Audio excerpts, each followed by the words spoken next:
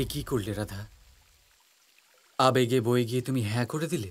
আমি জানি কৃষ্ণ যে তুমি আমাকে বারণ করেছিলে, কিন্তু আমি কি করতাম? আমার কাছে অন্য কোনো উপায় ছিলই না। কি করে না বলতাম আমি? আমার কথাটা বোঝার চেষ্টা করো রাধা। এত বড় দায়িত্বের জন্য তুমি এখনো তৈরি নও। এই দায়িত্ব আমার বাবা আমাকে নিজে দিয়েছেন কৃষ্ণ। আমি এর থেকে পিছিয়ে যাই কি করে?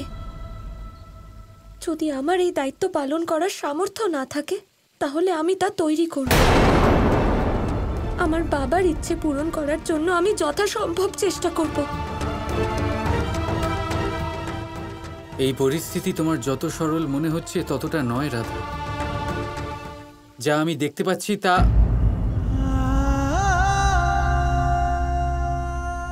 বোঝানো অত্যন্ত কঠিন রাধা। শুধু আমাকে বিশ্বাস করো, আমার কথা শোনো। এই দায়িত্ব, এই পদ আয়ানকে দিয়ে দাও রাধা। তুমি এমন কি করে বলতে পারো কৃষ্ণ? এটা আমার বাবার ইচ্ছে। আমি ওনার আদেশ অমান্য কি করে করব?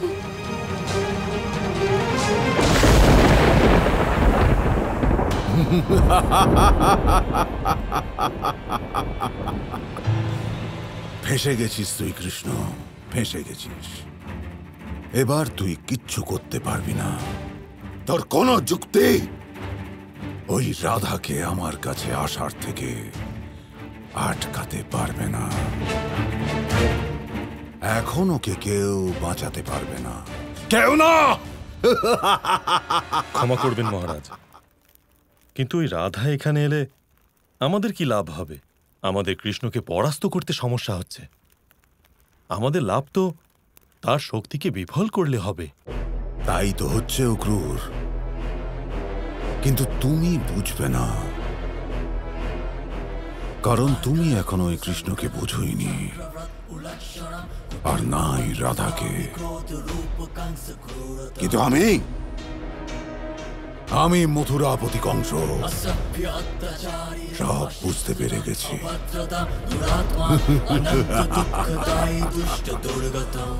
আপনি কি বুঝেছেন মহারাজ?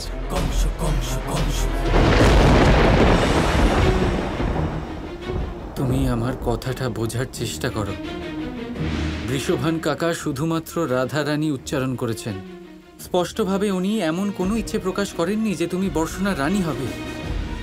এভাবে একটা শব্দের ভিত্তিতে তুমি এত বড় নির্ণয় কি করে নিতে পারো রাধা? কৃষ্ণ, বাবা এটা ভালোভাবেই জানেন যে তার অনুপস্থিতিতে বর্ষণা কত বড় বিপদের সম্মুখীন হয়েছে। হয়তো সেই জন্যই যখনই ওনার জ্ঞান ফিরল, উনি তখনই সমস্যার সমাধান বলে দিলেন। আমি তোমার চিন্তাটা বুঝতে পারছি কৃষ্ণ, কিন্তু এটাই সময়। শুধু আমাকেই নয়, তোমাকেও কিছু করতে হবে।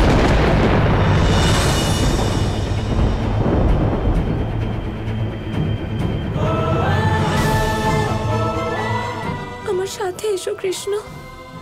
তুমি যোগ্য, বুদ্ধিমান, পরিস্থিতি অনুযায়ী তার সমাধান বের করতে নিপুণ। তাই আমার সাথে এসো। আমার তোমাকে ভীষণ প্রয়োজন কৃষ্ণ। আমি চাই যে তুমি আমার সাথে মথুরা চলো।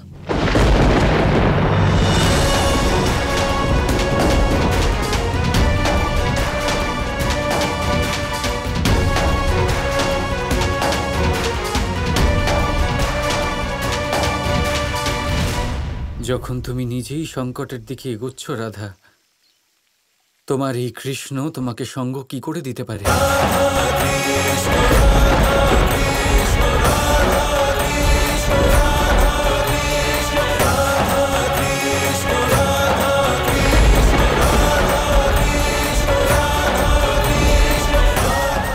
এই পরিস্থিতিতে আমার কর্তব্য তোমাকে আটকানো, তোমাকে সঙ্গ দেওয়া নয়।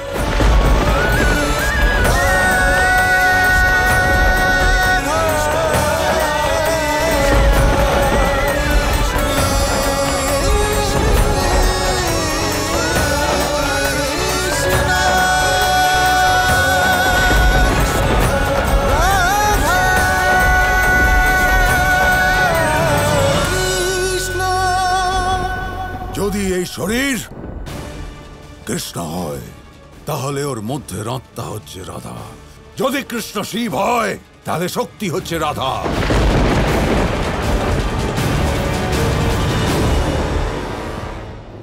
ভাবো ক্রূর, কৃষ্ণ কেন রাধাকে পবিত্র আর দোষ মুক্ত করতে ব্যস্ত? কারণ তার শক্তি রাধার মধ্যে দোষ বাসা বেঁধেছে। কৃষ্ণের শক্তি অর্ধেক হয়ে গেছে।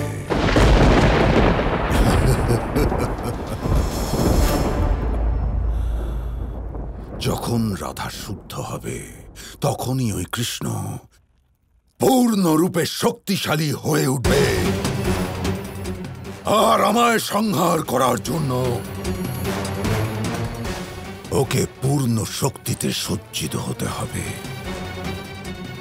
আমি মথুরাপতি কংস এটাই নিশ্চিত করব যাতে ওই রাধা কখনো শুদ্ধ না হয়, রাধা কখনো দোষ মুক্ত না হয়, আর ওই কৃষ্ণ কখনো পরিপূর্ণ না। এসো রাধা, মথুরা এসো, এসো। তাহলে তুমি আমার সাথে মথুরা যাবে না, ছেড়ে দেবে আমার সঙ্গ? হ্যাঁ, আমি তোমার সাথে মথুরা যাব না রাধা। কেন কৃষ্ণ? কারণ আমি তোমার কথা শুনিনি, আমি বর্ষণার রানী হয়েছি। এটা বলো না যে তুমি আমার সাথে মথুরা যেতে পারবে না। সত্যি এটাই যে তুমি আমার সাথে মথুরা যেতেই চাও না? আমার কথাটা ভালো করে বোঝার চেষ্টা করো রাধা। আমি কিচ্ছু বুঝতে চাই না কৃষ্ণ। শুধু এটা জেনে রাখো যে আমি এইসব আমার বাবার জন্য করছি, আর আমি তোমাকে অত্যন্ত ভালোবাসি।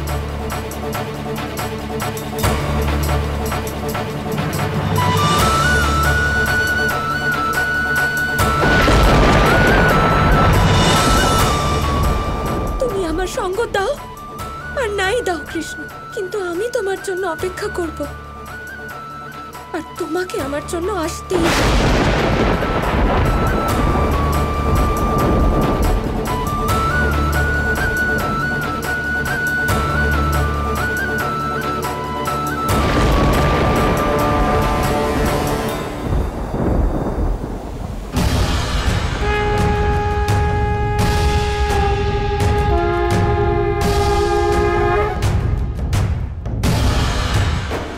আজ আমাদের বর্ষণার উপর বিপদ ঘনিয়ে এসেছে। আমাদের প্রধান বৃষভান বাবু অসুস্থ আছেন, আর মহারাজ কংসের সভায় আমাদের প্রধানের উপস্থিত থাকাটা ভীষণ প্রয়োজন। তাই আমি উগ্রপতি বর্ষণার প্রধান পুরোহিত হওয়ার দরুন বৃষভান বাবুর কথা অনুযায়ী ওনার কন্যা রাধার অভিষেকের ঘোষণা করছি। আমাদের রাধা মাকে প্রস্তুত করা হোক।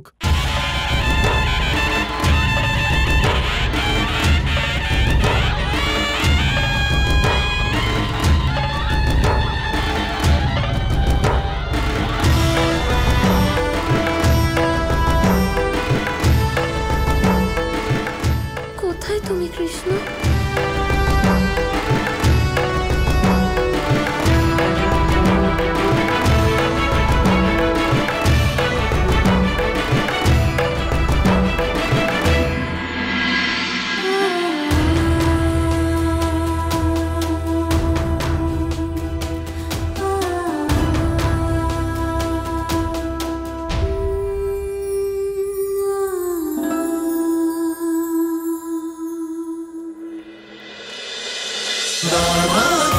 Krishna Krishna Krishna Krishna